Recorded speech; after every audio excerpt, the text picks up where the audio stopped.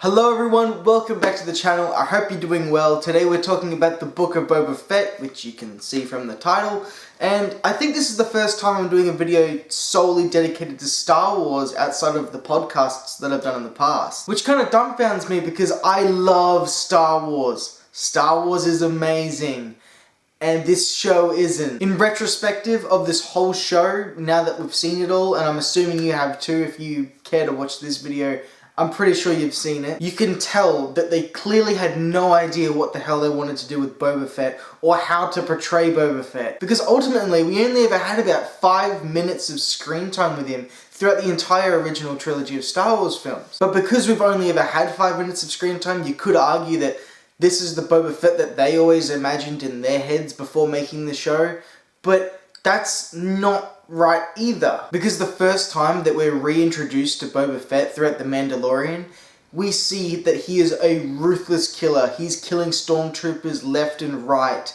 The start of this show where he kills Bib Fortuna just because he wants Jabba's old throne. For me, that's Boba Fett. Everyone has their own idea, but in my head, he's just ruthless. There's a reason why he's the #1 bounty hunter in this galaxy. And that's because he takes no shit and he's the absolute best at what he does. The reason why The Mandalorian is working so well against Boba Fett in his own show is The Mandalorian is an original concept, an original character, it's an original show, so you can do and go wherever you want with it. There's no preconceived idea of what this character should be like or should act like. And they've found a brilliant dynamic between him and the child Grogu. With Boba Fett though, there's an expectation, and regardless of whether you really enjoyed the show or you really didn't like the show, you cannot argue that this show is a mess. It starts kinda alright, you know, we get him killing Bib Fortuna and, you know, a bit of Boba Fett stuff, he's gonna take over this empire. I'm not sure why all of a sudden he just decides he wants to run an empire now. It does get explained and touched on a little bit later, but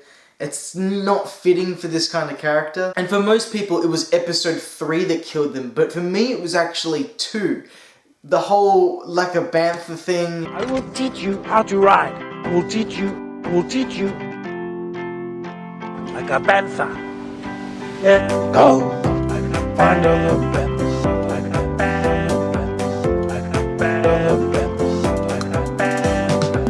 Like a panther. If there's one thing that this show should have avoided, it was telling jokes. Mando is when you can have it be softer, and because we don't get the hardened bounty hunter, this is the opportunity to have that. To have kind of what was episode 1 of The Mandalorian, but just keep it going and going. To then have another ruthless bounty hunter and Cad Bane be thrown into the mix for multiple seasons. It should have just been aggressive. It should have gone as dark as Disney will go. It's not that the show really tanked in quality in episode 2, it's that I could just clearly tell this is not Boba Fett.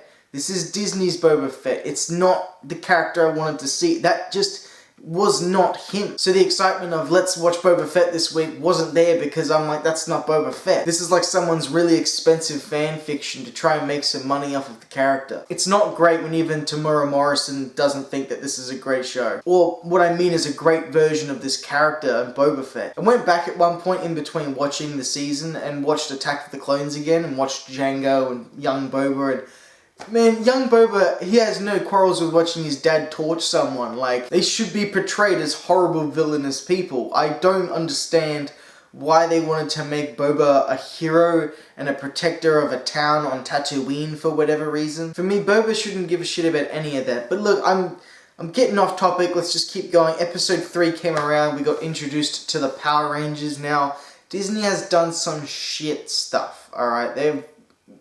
The sequel trilogy is a colossal disaster as well. But at least almost everything in that felt like it was from the Star Wars world. Nothing felt like it was out of Cyberpunk 2077. That along with their terribly designed bikes. I don't know who thought that this was a good idea, even within the context of Tatooine. It's sandy, gritty, dirty. To have shiny chrome metallic colors, they're gonna get dirty straight away. Even those characters should be able to realize that. It clashes so much and it really rips me out of the world of Star Wars. I was like, how is Boba Fett listening to them talk shit and he's actually taking on what they have to say? Why is Boba Fett every second minute taking his helmet off? I know they played around with it in The Mandalorian, and I know that he's not a Mandalorian and he's on his own path doing whatever the hell he wants to do. But I don't think the writers and the creative team behind this understand the power of Boba Fett's helmet. I know a lot of the clone troopers adopt the same kind of design, but he was the first. You had stormtroopers and then you had his helmet, which was just different entirely. And at least for me as a kid growing up watching it, his helmet design was as impactful as Darth Vader's. Imagine having Darth Vader walk around and every second minute he's taking his helmet off. You're losing the iconography of the character. You should be trying to show how much you can express with just the helmet turning around and looking at things, and challenge the audience to try and understand what he's thinking when he just turns his head. So for me, episode 3, the show, I didn't care anymore. It's not real for me. And then episode 4 came around and I can barely remember what even happened there. Before episode 5 hit, and it was an episode of The Mandalorian injected into this show, and what it did is show how good it can be, which made the last 4 episodes look even worse. We then had the episode after that, which gave us Luke again, and all these great things. The CGI looks remarkably better on that. And then the show was on an up. Everyone was on this huge hype. People were excited to see the Book of Boba Fett because Boba Fett wasn't there. If you're not excited to see the main character of the person's own show, the show is failing. Everything with Mando and Grogu throughout the last 3 episodes of this show is great. I loved all of it, and I'm very much looking forward to season 3 of The Mandalorian. But again, very clearly you can tell they had no idea what they wanted to do with Boba Fett. They wanted to do something to bank off of the fact that this character is really popular. Let's have him go to Tatooine and try and make an empire, and stretch that into 4 episodes and maybe have one big piece at the end where everyone fights. And for me, these early episodes killed the character of Boba Fett so much that by the last episode, when he's finally shooting knee rockets and everything, it's still not Boba Fett anymore. It's been completely destroyed to me. I'm going to derail this review for a second to talk about what I think the Boba Fett show should have been like. This is my idea of a Boba Fett show. Disregard everything in season 2, how he came back and he has the robes and the stick and everything. Although that was cool, I would show him getting out of the Sarlacc pit, how that all happened. Then after that, getting Slave One, after just destroying everyone in Jabba's palace, and then trying to return back to the Empire. Maybe have him on a Star Destroyer, finding out that the Empire's basically gone, and have that Star Destroyer be attacked and completely obliterated by the end of the episode, with Boba Fett just getting away. And then have him struggling for work. He's trying to find more bounties and stuff, but things are running thin because the Republic is now taking over. And then maybe inject Cad Bane into the mix as a villain that could return back and forth. It should not have stayed stuck on Tatooine. By the way, I'm pretty sure they renamed the Slave One because it's not politically correct by Disney's eyes, which is just stupid. But anyway, back to the Book of Boba Fett. Sorry, I haven't talked about Star Wars before, so there's a lot to talk about. Episode 7 rolled around. Boba Fett riding the Rancor.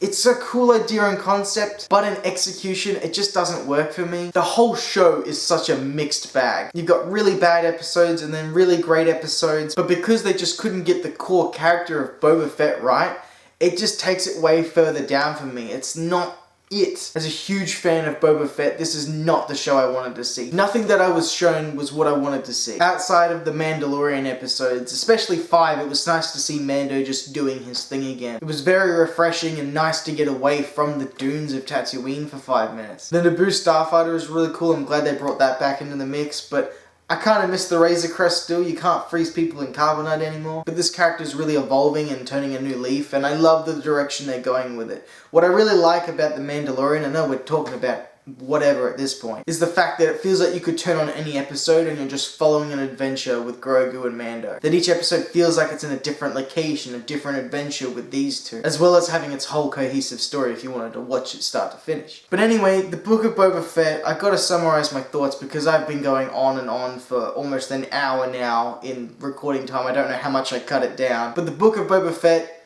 ultimately, it was just very, very disappointing. I really like Boba Fett, and I just wanted to see a badass who doesn't think twice like a Mando would. He just shoots. That scene at the end where Fennec shoots everyone, hangs the mayor, I thought that was Boba Fett. I was like, yes, that's it, and it wasn't. It was Fennec. She's more badass than Boba Fett and tells him how to handle things because Boba Fett, for whatever reason, can't. That whole plotline with the Tusken Raiders is there to soften Boba Fett, and why would you want to do that to this character? It's not a character you want to humanize. He's not a hero. He's Boba Fett. It was just a huge missed opportunity to really have this character shine. For me, the Book of Boba Fett, it's a necessary watch now because it's got those episodes of The Mandalorian. It's Mandalorian Season 2.5, as the internet is actually calling it. Everything else, though, feels like a complete waste of my time. It's not Boba Fett. So for me, the Book of Boba Fett is only going to get a 5 out of 10.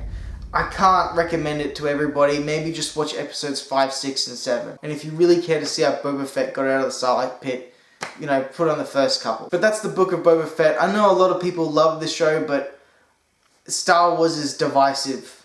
Everybody knows this. Everyone will fight their own opinion of Star Wars to the death. And I don't want to fight with anyone about whether the show's good or not.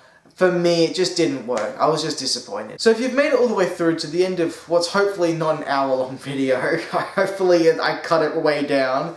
If you liked it, consider subscribing or dropping a like. It really helps me out a lot. And if you've made it all the way through to the end of this video, you're a bloody legend, and hopefully I'll see you guys next time. Bye guys.